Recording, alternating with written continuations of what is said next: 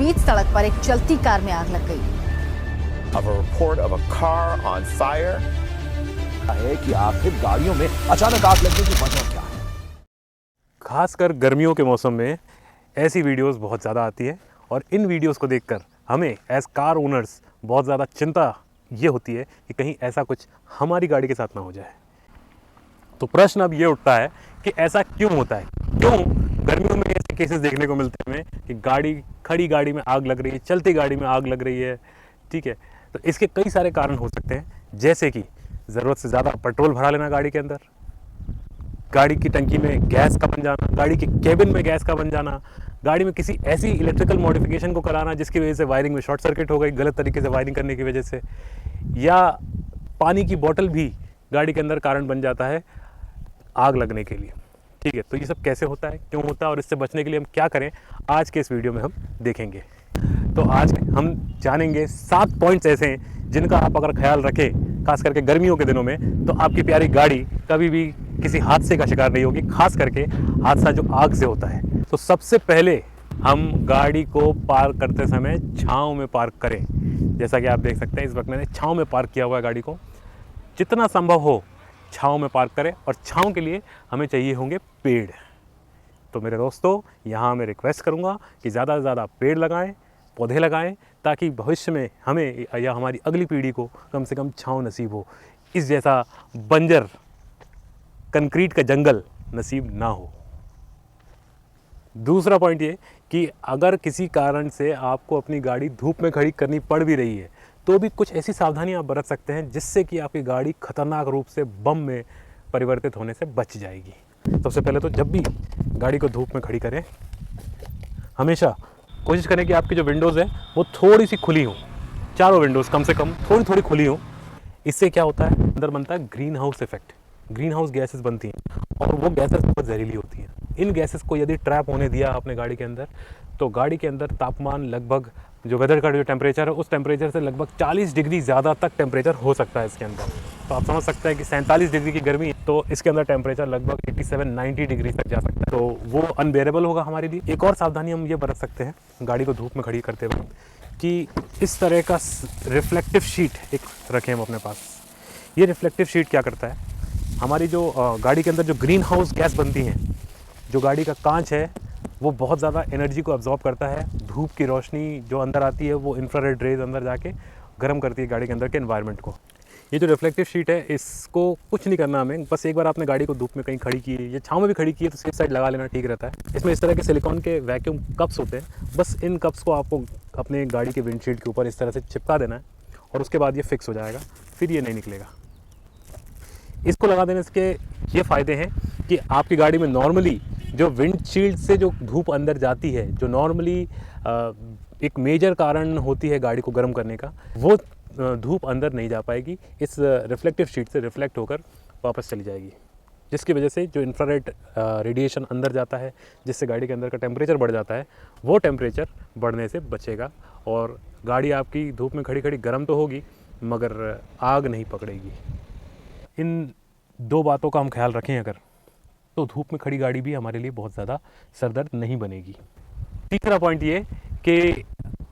जब भी गाड़ी आपकी धूप में खड़ी हो और आप आके कहीं जाने वाले हैं गाड़ी को स्टार्ट करके, थोड़ा सा गाड़ी के लिए 2 मिनट निकालें और ये स्टेप फॉलो करें। इससे क्या होगा, गाड़ी के अंदर जो ट्रैप्ड गैस, वो विंडशील्ड रिफ्लेक्टर लगाने के बावजूद कुछ गैस अगर ट्रैप्ड हो गई है तो उसको आप आसानी से बाहर निकाल पाएंगे और गाड़ी की AC भी आपकी ज़्यादा अच्छे से काम करेगी। हम क्या करेंगे, उस साइड का विंडो खोल के, मतलब को पैसेंजर साइड का विंडो खोल के बस दरवाजे को 3-4 बार ऐसे कर देंगे। इस तरीके से कर देने से क्या हो जाएगा कि गाड़ी के अंदर जो गर्म हवा बन गई थी वो इस दरवाजे के प्रेशर की वजह से अंदर हाई प्रेशर बनेगा और वो गर्म हवा बाहर निकल जाएगी। इससे आप 2-3 चीज़ों से बच जाएंगे। सबसे पहली चीज़, गाड़ी के अंदर जो गैस ट्रैप हो जाती है वो गैस बहुत गर्म होती है जिसकी वजह से आपको गर्मी लगेगी, हो सकता है AC भी ज़्यादा अच्छे से काम ना करे। दूसरी चीज़, अंदर जो डैशबोर्ड है वो होता है प्लास्टिक मटेरियल मोस्टली, और प्लास्टिक जब गर्म होता है तो वो छोड़ता है जहरीली गैस। तो अगर इस तरह की जहरीली गैस गाड़ी के अंदर है और आप जाकर डायरेक्टली उसमें बैठ कर उसको चलाना शुरू कर दें तो लॉन्ग टर्म में, लंबे समय में वो गैस आपको किसी न किसी बीमारी का शिकार बना देगी। तो फेफड़ों की बीमारी से अगर आपको बचना है तो भी ये वाला स्टेप ज़रूर करें। गाड़ी के अंदर टेम्परेचर मेंटेन करना है तो उसके लिए भी ये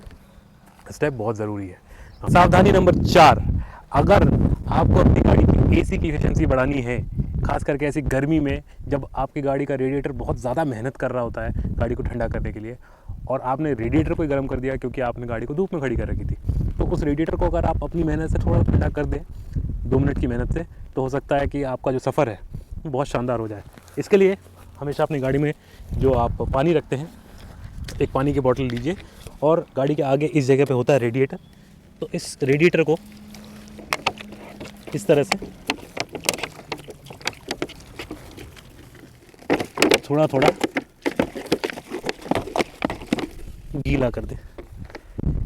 इससे ये हो जाएगा कि आपके रेडिएटर को ज़्यादा मेहनत नहीं करनी पड़ेगी और आपकी गाड़ी का कैबिन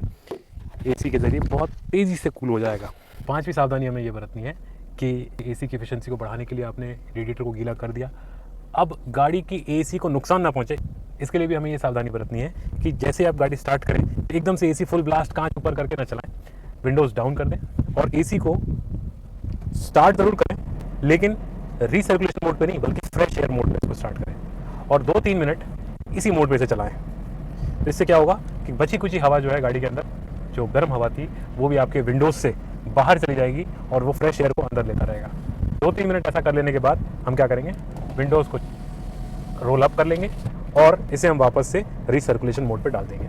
अब आप आराम से चल सकते हैं। सावधानी नंबर 6, गाड़ी में किसी भी प्रकार का ज्वलनशील पदार्थ ना रखें, जैसे कि ब्यूटेन कैन या सिगरेट लाइटर, यहाँ तक कि पानी की बॉटल्स भी अगर आप गाड़ी के अंदर रख रहे हैं तो उसे बहुत सावधानी से रखें, क्योंकि पानी की बोतल जो है वो कई बार भरी हुई बोतल मैग्नीफाइंग ग्लास की तरह काम करती है, क्योंकि अगर आपने उसको कुछ इस तरह से रखा हुआ है कहीं भी जिसके ऊपर धूप पड़ रही है गाड़ी के अंदर और पानी की बोतल के आसपास कोई कागज़ वागज़ रखा हुआ है, तो कई बार मैग्नीफाइंग ग्लास की तरह काम करते हुए धूप की किरण इसके अंदर से पानी के अंदर से होते हुए बहुत ज़्यादा पावरफुल हो जाती है और वो कागज़ को जला डालती है और कागज़ जलते ही आसपास की चीज़ें जलने लग जाती है गाड़ी के अंदर, जिसकी वजह से ऐसा हादसा हो सकता है जिसमें गाड़ी आग पकड़ जाए। तो सिर्फ ज्वलनशील पदार्थ ही नहीं, ज्वलनशील पदार्थ तो गाड़ी के अंदर रखें ही ना, इलीगल भी है। दूसरा, पानी की बोतल भी अगर आप रखें तो उसको इतना सेफ रखें कि उसके ऊपर धूप कहीं से ना पड़े। इसके अलावा एक सावधानी और हमें बरतनी चाहिए,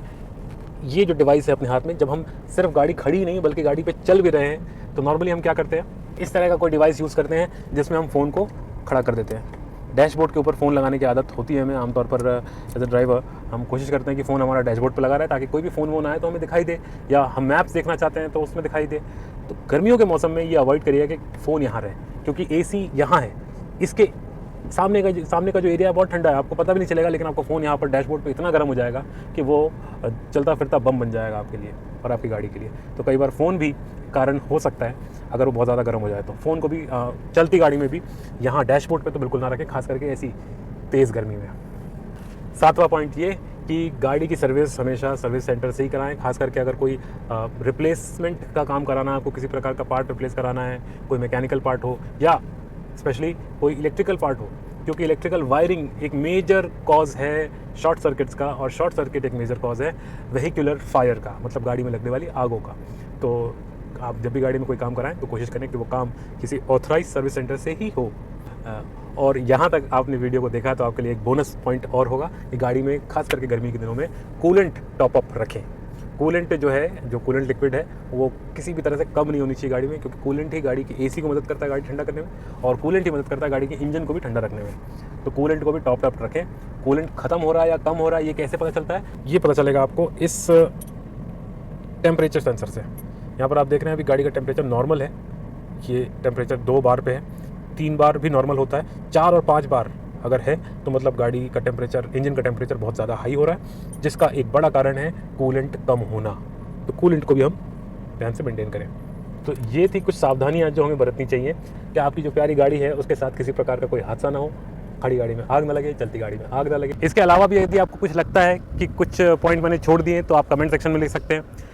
किसी तरह का कोई सवाल आप अगर पूछना चाहते हैं तो भी आप मुझे कमेंट सेक्शन में लिख सकते हैं। और अगर आप चाहते हैं कि आप मुझे दोबारा देखें, मेरी वीडियो YouTube आप तक दोबारा पहुंचाए, तो आप मेरे चैनल को सब्सक्राइब कर सकते हैं, ऑटो IQ को।